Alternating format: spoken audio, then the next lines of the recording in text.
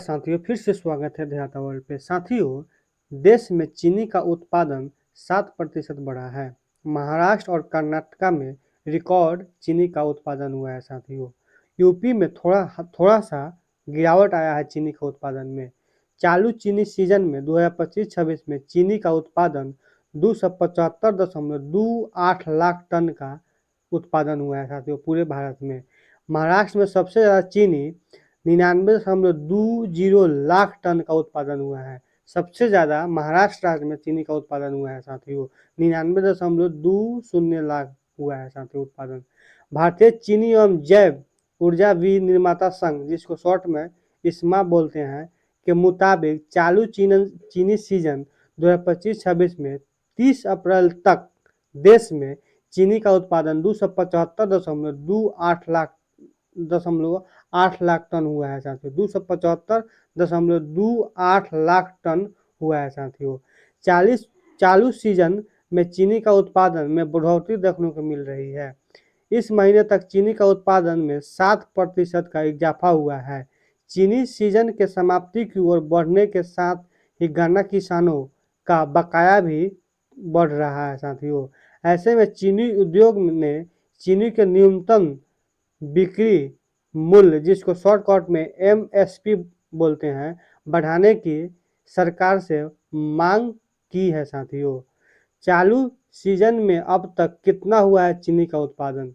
भारतीय चीनी एवं जैव ऊर्जा विनिर्माता संघ इस्मा के मुताबिक चालू चीनी सीजन 2025-26 में 23 अप्रैल तक देश में चीनी का उत्पादन 275.28 लाख टन रहा है। साथियों, इतना उत्पादन हुआ है, जो पिछले साल की इसी अवधि में 256.49 लाख टन हुआ है। साथियों, इस साल 2025-26 में 275.28 लाख टन उत्पादन हुआ है, लेकिन इसके पिछले साल 24-25 में 256.4849 लाख टन का चीनी का उत्पादन हुआ है।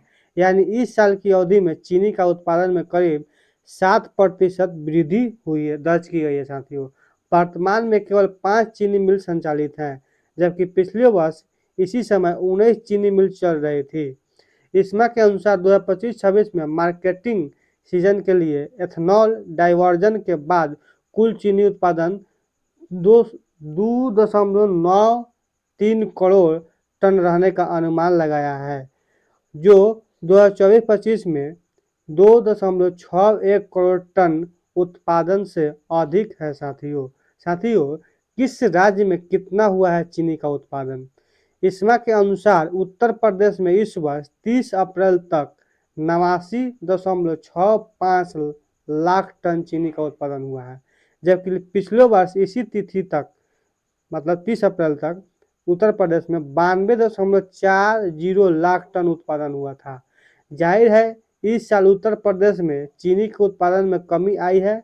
इस सीजन में राज्य की सभी मिलें बंद हो चुकी है, जबकि पिछले वर्ष इसी समय 10 मिलें संचालित थी। उत्तर प्रदेश के उलट महाराष्ट्र और कर्नाटका में चीनी का उत्पादन बढ़ा है। साथियों, महाराष्ट्र और कर्नाटका में इस वर्ष 30 अप्रैल तक क्रमशः 99.20 लाख टन महाराष्ट्र में चीनी का उत्पादन हुआ है और कर्नाटका में 48 लाख टन चीनी का उत्पादन हुआ है, जबकि पिछले वर्ष इसी अवधि में महाराष्ट्र में 80.93 लाख टन चीनी का उत्पादन हुआ था। वहीं कर्नाटका में 40.40 लाख टन का उत्पादन हुआ था। साथियों, पिछले वर्ष दोनों राज्यों में मुख्य सीजन की सभी मिलें बंद हो चुकी है। हालांकि कुछ मिलें भी है विशेष चल रही है, विशेष सीजन के संचालन जारी रखेगी। कर्नाटक और तमिलनाडु के विशेष सीजन संचालन से मिलकर लगभग 5 लाख टन चीनी उत्पादन होता है। साथियों, चीनी उद्योग की न्यूनतम बिक्री मूल्य संशोधन की मांग जैसे जैसे चीनी का सीजन समाप्ति की ओर बढ़ रहा है, उद्योग चीनी का न्यूनतम बिक्री मूल्य एमएसपी में शीघ्र संशोधन की मांग कर रहा है। इस्मा के कहना है कि बढ़ती उत्पादन लागत और एक्स मिल स्तर पर कम प्राप्ति के कारण मिलों की नकदी स्थिति पर दबाव बढ़ रहा है, जिससे गन्ना भुगतान बकाया बढ़ रहा है साथियों।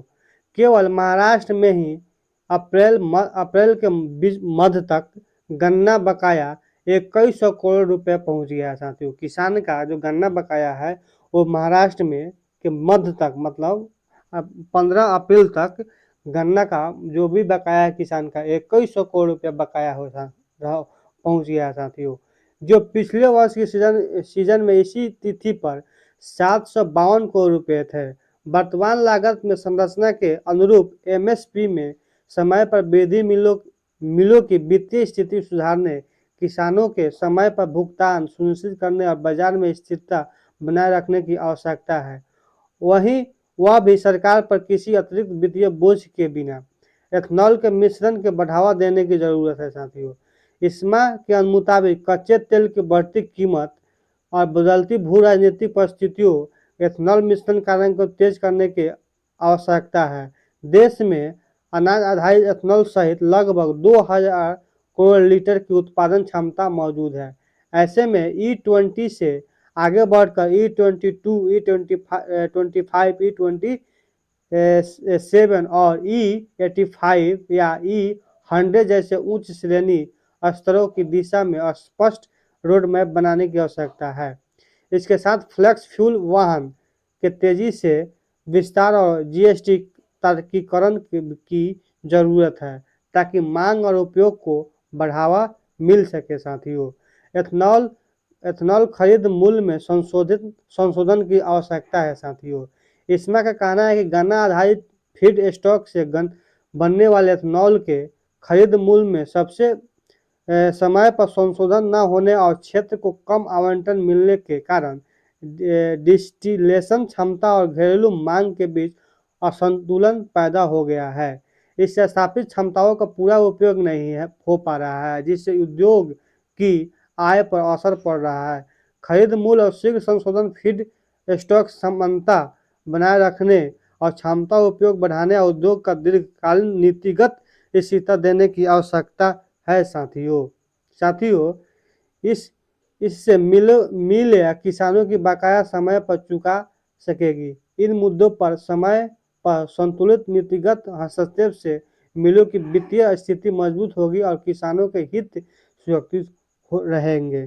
साथ ही घरेलू चीनी बाजार स्थित रहेगा साथियों इस वीडियो में इतना ही। फिर मिलते हैं किसी दूसरे वीडियो में। तब तक वीडियो को लाइक कीजिए और चैनल को सब्सक्राइब कर दीजिए।